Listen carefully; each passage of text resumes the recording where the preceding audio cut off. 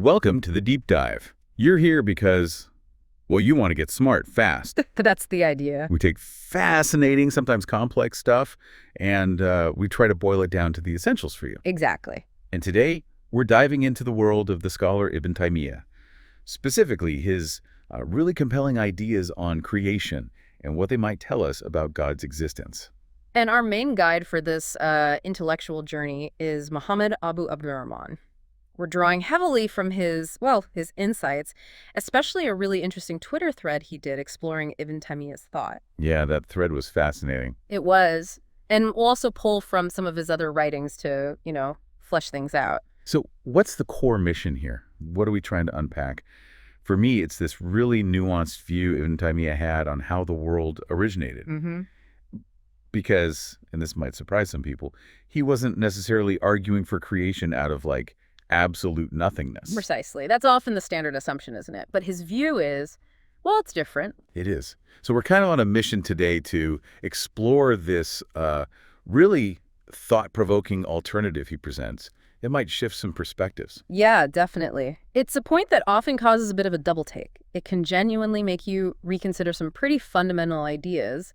We're hoping for a few of those aha moments for you as we dig into it. Okay, great. Let's jump right in then. Mohammad AbdurRahman. In that thread, he clarifies a common misunderstanding straight away. Right. The idea that Ibn Taymiyyah thought the world was eternal, but somehow still dependent on God. What was the actual position? Yeah, it's really important to get this clear from the start. Ibn Taymiyyah was very firm on this. He believed the world is originated, full stop. Originated, meaning? Meaning it had a beginning, it came into existence after not existing, it wasn't always around. This is absolutely central to his whole way of thinking. Right, okay. So if it wasn't always around, it had a beginning. Mm. How did he use that starting point to argue for God? What was the logic there? Well, for Ibn Taymiyyah, the fact that the world is contingent, everything depends on other things. Nothing exists in total isolation. Okay. That idea is really tightly linked to the fact that it's originated. His point was, essentially, if something begins to exist, it can't be the source of its own existence. It must depend on something else to bring it into being. So both its dependency and its beginning point to a creator. Exactly. Both are evidence. Contingency shows dependence now. Origination shows it needed something to start it. Both roads lead to the necessity of a creator. And did he favor one road over the other? Was the dependence argument or the beginning argument more powerful in his view? That's a good question.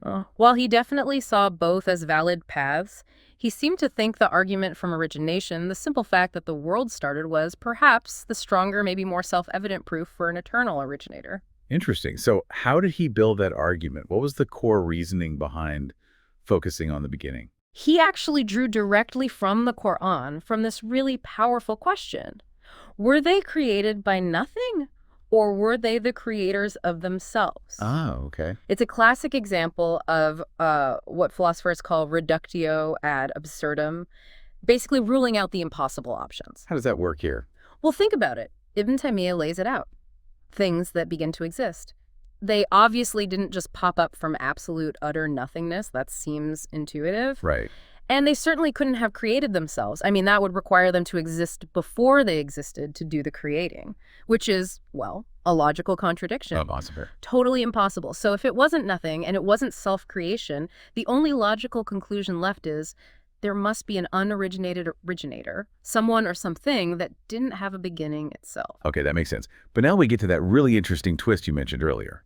Because Mohammad AbdurRahman points out in the thread that a common atheist counter-argument is, well, we never actually see anything being created from absolute nothing ex nihilo. Exactly. That's the common challenge. And the kicker is, Ibn Taymiyyah kind of nods along with that. He agrees with the observation. He does. And this is where his view diverges from maybe more standard theological arguments. He wasn't actually arguing for creation ex nihilo in that sense.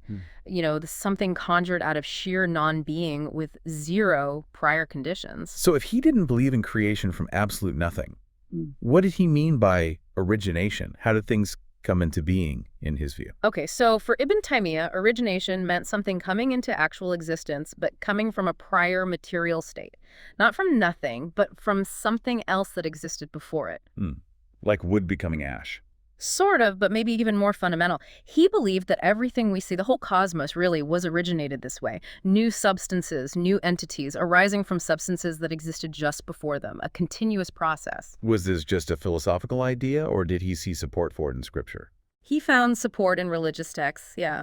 He pointed to verses describing God creating the heavens and the earth, for instance, from pre-existing water that was beneath his throne.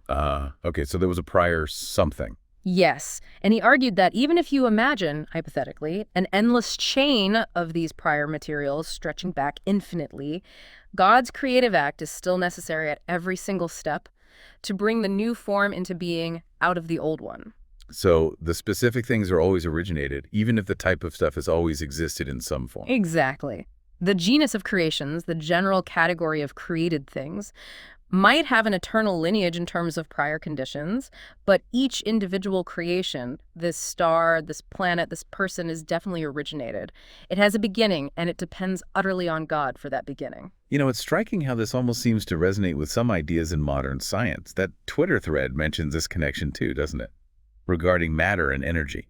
It really does. It's quite remarkable. Modern physics talks about the interchangeability of matter and energy, right? Like in particle physics, you see matter annihilating into energy and energy converting back into matter. Yeah, EMC5. Right. And these aren't just like rearranging Lego blocks. It's more fundamental. It's the origination of one kind of basic reality as another kind ceases to exist. It's a substantial change. The thread used an analogy I found helpful, someone lifting a log.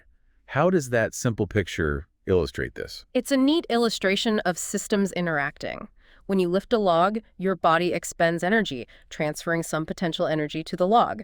Your system, in a tiny way, loses a bit of its potential or state of being in that transfer. Okay. Ibn Taymiyyah's reasoning, extrapolated, is sort of like, if systems can lose part of their existence or state to their surroundings and interactions, isn't it conceivable that under the right conditions, they could lose their entire existence, transforming into something else entirely? It points towards this idea of substantial origination, not just reshuffling. This really hinges on how Ibn Taymiyyah defined matter, doesn't it? His definition seems quite specific and different from others at the time. Hugely important, yes. He really carved out his own position here. He wasn't buying the Kalam idea of these unchanging, indivisible atoms created from nothing. Okay. And he also rejected the Aristotelian view of some eternal underlying primal matter that just takes different forms. So what was matter for him? For Ibn Taymiyyah, matter was simply the prior substance out of which another substance is originated. And crucially, that prior substance ceases to exist as that substance in the process. Think of a seed becoming a tree. The seed substance is gone, replaced by the tree substance. I see. The prior thing is consumed in a way to become the new thing. Exactly. It's transformed substantially. And why is that definition so key for his argument about God? Because it lets him anchor the argument for origination, and thus the need for an originator firmly in the observable world. We see things constantly coming into being from other things. We see seeds becoming plants, food becoming energy, matter becoming other matter or energy. He doesn't need to make a leap to creation from absolute nothing. The constant, observable origination from prior states is enough evidence for dependence on God. Mohammad AbdurRahman's thread also brings up Ibn Taymiyyah's distinction between substances and accidents. Yeah. How does that fit in? Right, his ontology. So basically, he saw reality as made of substances, things that exist in their own right, like a rock, a tree, a person, and accidents, attributes, or qualities that depend on substances, like the rock's color, the tree's height, the person's mood. Okay, basic categories. Yeah, and his point was that the origination of substances, a whole new tree coming into being, not just its leaves changing color, is much stronger evidence for God than just the origination of accidents. Why strong? Because the origination of a whole new substance is a more fundamental kind of beginning. It directly challenges the naturalist view, which often pictures the universe as just one big eternal substance that's constantly rearranging itself, like accidents changing on an unchanging base. Ibn Taymiyyah says no, the substances themselves are originated. Got it. Okay. What about the infinite regress problem? The idea of causes stretching back forever. How did he handle that? Did he just say it's impossible? He made a very sharp, very important distinction here. He argued that an infinite chain of originators like A brings B into existence, but A was brought into existence by Z, which was brought into existence by Y, and so on forever, with no ultimate first cause that, he said, is logically impossible. You can't have an infinite regress of efficient causes. Okay, no infinite chain of creators. Right. But, he said, an infinite sequence of material conditions or secondary causes this thing arising from a prior state, which arose from a prior state, stretching back infinitely that's actually possible, maybe even necessary, reflecting God's eternal creative activity. So an infinite past of stuff changing is okay, but not an infinite past of things causing the change without a first changer. Precisely. Even if you have an infinite chain of dominoes falling, representing prior material conditions, you still need that first independent finger to push the first one. You still need the eternal, uncaused originator to initiate and sustain the process. It's also mentioned that Ibn Taymiyyah's own views on creation from nothing actually changed over his life. Yes, that's quite interesting. Apparently, early on, he thought, well, maybe creation ex nihilo is possible for God. But later, he seems to have concluded it was actually impossible. Why impossible? His later reasoning, as AbdurRahman explains it, was that the very concept of origination, of something beginning to exist, logically requires a substrate, a prior state from which it originates. Without that prior state, the term origination doesn't even make sense. It becomes incoherent. But wouldn't saying something is impossible for God limit his power? That's often a concern. Not in Ibn Taymiyyah's framework. He, like many theologians, argued that omnipotence means God can do anything logically possible. God can't make a square circle or exist and not exist at the same time, because those aren't things to be done, they're logical contradictions.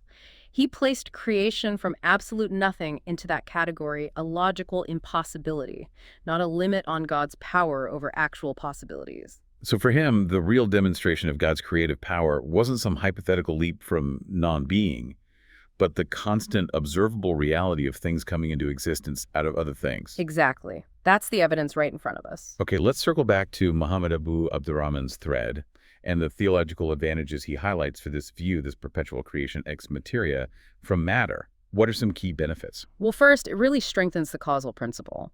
If even fundamental substances are constantly being originated from prior substances, needing God's act at each step, it powerfully reinforces the idea that every originated thing needs an originator. There's no room for something to just be without a cause. So it makes the argument for a first cause even more necessary. Yes. And it tackles that naturalist idea we mentioned the universe as just eternal stuff rearranging.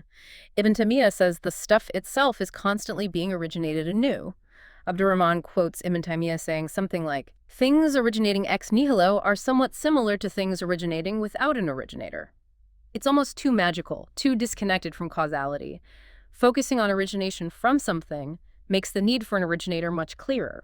And the thread mentioned another argument related to dividing matter. How does that fit? Right, the idea that you can't just keep dividing matter infinitely and have it stay the same stuff, only smaller. At some point, Ibn Taymiyyah argued, and modern science seems to agree, if you divide it enough, it fundamentally changes. It becomes something else. Like hitting the quantum level or particle physics. Exactly. Think matter-antimatter annihilation turning into pure energy. That's not just rearrangement, it's a substantial transformation. One thing ceases to be, another originates. AbdurRahman connects this to the idea of energy transfer too. One system literally losing part of its ontological existence as it changes state or transfers energy. It all points to this deep reality of substantial change and origination, not just superficial rearrangement. Okay, so wrapping this up, let's try and distill the core takeaway from Ibn Taymiyyah's perspective, as brought out so well by Muhammad Abu Abdurrahman's work. What's the central message? I think the core idea is this dynamic, continuous picture of creation. The world isn't just a clock wound up once and left to run. It's constantly, perpetually being originated by God, with new existence emerging from prior states of existence under his command. It emphasizes the radical, moment-by-moment dependence of everything on the Creator. And this view, remarkably, finds echoes in modern science and provides a robust argument for God based on what we can actually observe this constant becoming rather than needing to argue for creation from absolute void. Precisely.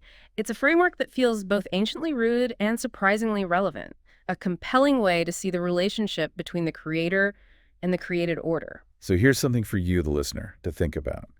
If reality is this ongoing process of origination, things constantly coming into being from prior states, all upheld by a creator, how does that change how you see the world? How does it affect your understanding of change itself, of dependence, maybe even your own existence within this dynamic flow? Yeah, what does continuous creation imply for our relationship with the source of that creation? Lots to mull over. We definitely encourage you to check out Mohammed Abu Abdurrahman's insights further if this sparked your interest. Thanks for joining us on this deep dive.